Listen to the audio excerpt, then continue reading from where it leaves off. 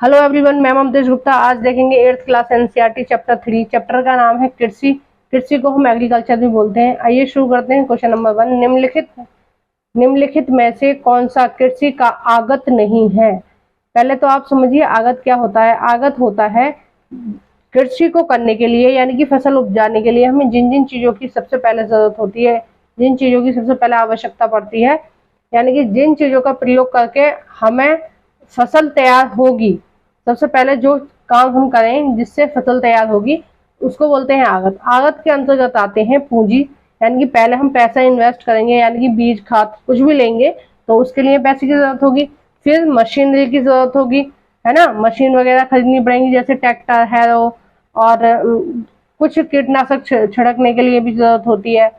पानी के लिए भी जरूरत होती है, इंजन वगैरह की, और श्रम की भी जरूरत होती है। लेकिन ये जो ऑप्शन नंबर डी है, डेयरी क्या है, ये एक तरह का आउटपुट है, ठीक है, निर्गत है, जो चीज निकल के आ रही है वो है। क्वेश्चन नंबर 2, निम्नलिखित में से कौन सा निर्गतों में आता है। निर्गत देखो, आगत तो हो गया इनपुट, यानी कि जो कृषि खेती करने के लिए जो चीज हम डाल रहे हैं, ठीक है। अब उससे क्या चीज हमें निकल के आएगी, अब वो देखिए कि इसमें से कौन सा है जो निर्गत नहीं है, ठीक है। क्वेश्चन नंबर 2, निम्नलिखित में से कौन सा निर्गतों में आता है ना। तो ये क्वेश्चन गलत टाइप हो गया, इसमें नहीं आएगा, ठीक है। कौन सा निर्गतों में नहीं आता है, ठीक है, एक नहीं और इसमें मेंशन कर लीजिए आप। टाइप में कुछ कुछ चीजें रह जाती हैं, नहीं, ठीक है ना। राइटिंग थोड़ी सी ऐसी है, आप समझ लेना बस। नहीं तो देखो, ऊन ऊन क्या है, एक प्रकार का आउटपुट है, यानी कि अगर आप भेड़ पालेंगे तो बाद में क्या निकल के आएगा, उससे ऊन आएगी। डेयरी भी है, फसल भी है। अब देखो, फसल जो चीज हमने उगाई है, ठीक है, खेत में, तो उसके कुछ तो हमें मिलेगा ना, जो हम पूरी साल मेहनत कर रहे हैं, तो उसके रूप में हमें क्या मिलेगी, फसल मिलेगी।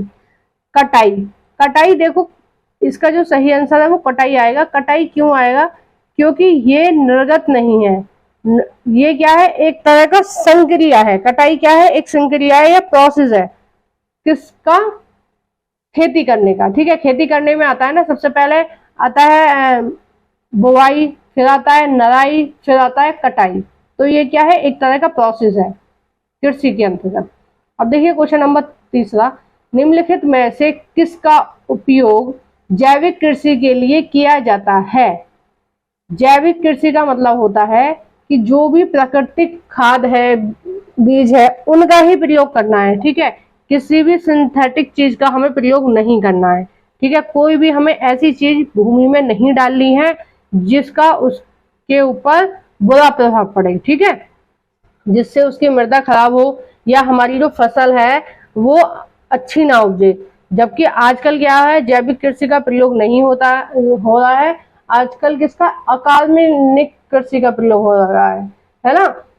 अजैविक कृषि का प्रयोग हो रहा है, यानी कि जो फसल है उनमें इतने ज्यादा कीटनाशक डाले जाते हैं कि विभिन्न प्रकार की बीमारियां हो रही हैं, ठीक है। किसान सोचते हैं कि हम ज्यादा से ज्यादा प्रॉफिट हो, तो वो अलग अलग प्रकार के बीज खादों का प्रयोग करते हैं, और बाद में जाके क्या होता है, वो शरीर में हमारे में कीटनाशक इतने ज्यादा हो जाते हैं कि कैंसर जैसी बीमारियां इसकी वजह से ही हो रही है, ठीक है।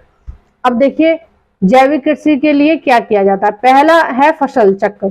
फसल चक्र मतलब इस फसलों को इस तरीके से उगाया जाए, एक क्रम में उगाया जाए कि उनको क्या है, मिट्टी को उपजाऊ बनने का समय मिले, ठीक है। ऐसा नहीं है कि आप तीनों फसलें एक ही ले रहे हैं, जैसे आपने 3 बार वो बो दिया, गेहूं बो दिया, 3 फसलें ले लेते हैं ना, लगभग लगभग 2 बड़ी फसलें, एक छोटी फसल, 3 फसल लेते हैं। तो हमें क्या है, फसल चक्र के द्वारा पृथ्वी वो मिट्टी को क्या है, अच्छी तरह से उपजाऊ करने के लिए मौका देना है। अब दूसरा है कंपोस्ट, ठीक है। और तीसरा है हरी खाद। हरी खाद होता है पेड़ पौधों की संलग्न जो होती है ना, इसको बोलते हैं हरी खाद।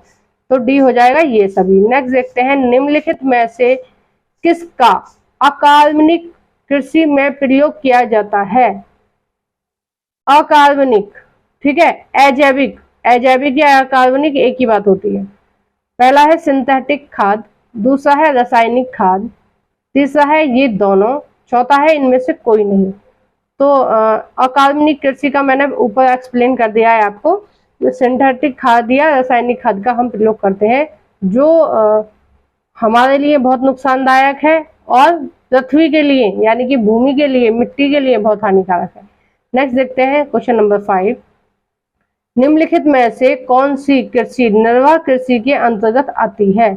पहला है आदिम कृषि, दूसरा है हस्तांतरित कृषि, तीसरा है चलवासी पशु चरण और चौथा है ये सभी।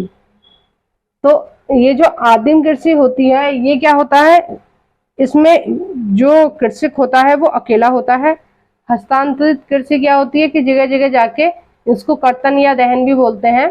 तो ये क्या करते हैं, एक जगह जंगल साफ करते हैं, फिर उसमें आग लगा देते हैं, फिर उसकी राख को क्या मिट्टी में मिला के फिर कृषि करते हैं, 2-3 साल कृषि करते हैं और उसके बाद फिर दूसरे जंगलों में जाते हैं, फिर दूसरे जंगल को ऐसे ही काट देते हैं, आग जलाते हैं, मतलब सेम प्रोसेस करते हैं। ये एक भूमि पर 2-3 साल ही रुकते हैं, उसके बाद वो भूमि को चेंज कर देते हैं।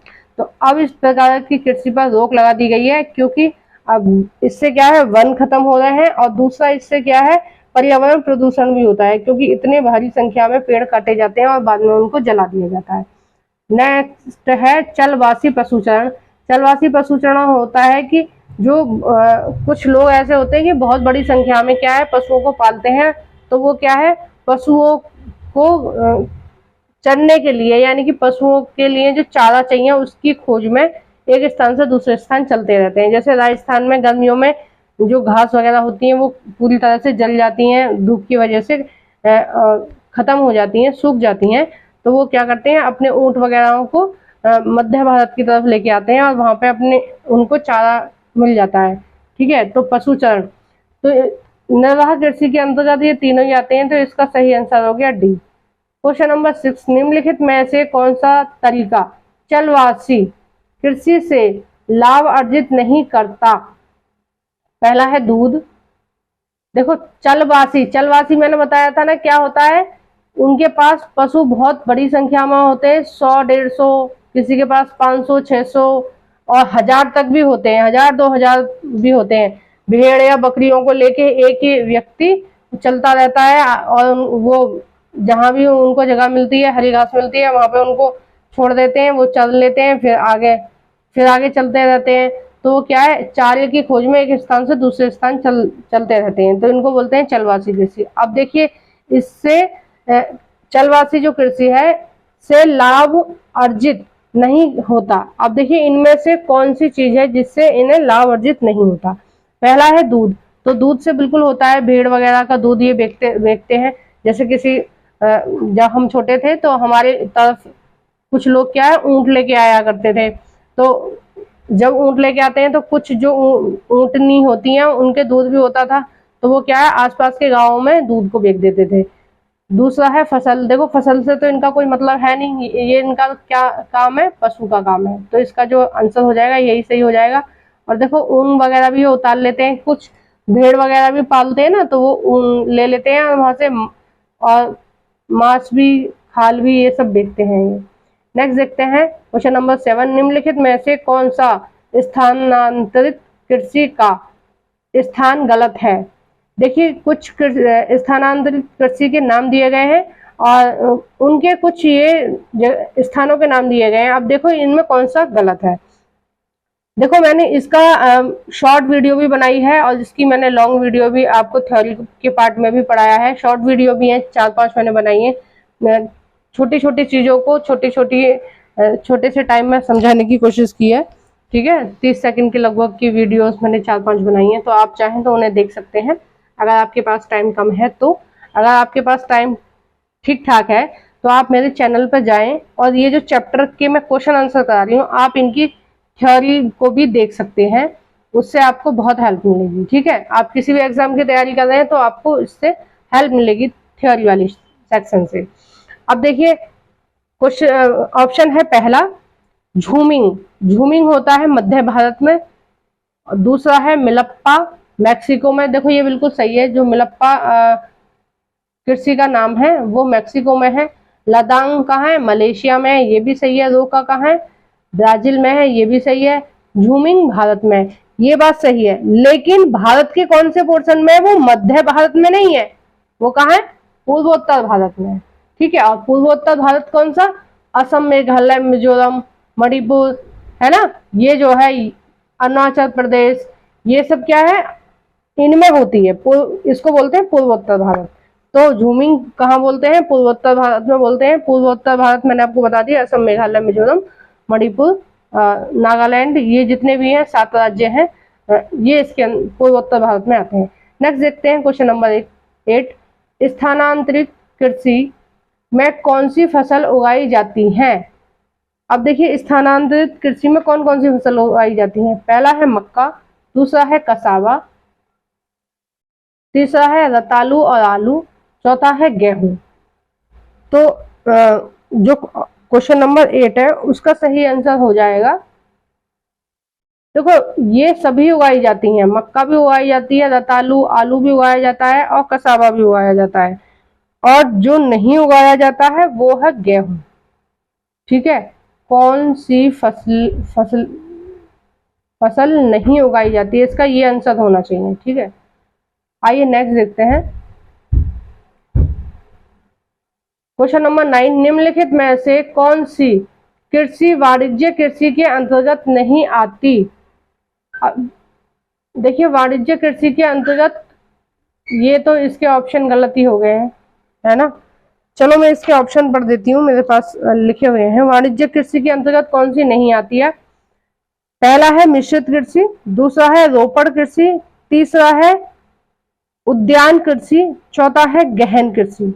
तो इसका जो सही आंसर हो जाएगा वो हो जाएगा गहन कृषि, है ना। गहन कृषि क्या वाणिज्य के अंतर्गत नहीं आती, जबकि मिश्रित कृषि आती है, यानी कि एक ही खेत में क्या है अलग अलग प्रकार की फसलें उगाना, ये आएगा मिश्रित कृषि के अंतर्गत। और देखो, रोपड़ की फसलें मैंने बताया था ना, पौध लगा के जो पौधे उगाए जाते हैं उनको क्या बोलते हैं? रोपड़ की फसलें। और उद्यान होता है फल, फूल और सब्जी। ठीक है, फल, फूल और सब्जी उगाई जाती हैं उद्यान कृषि में। ठीक है, अब क्वेश्चन नंबर 10 देखते हैं। क्वेश्चन नंबर 10, निम्नलिखित का सही विकल्प के साथ मिलान कीजिए। सूची 1 और सूची 2।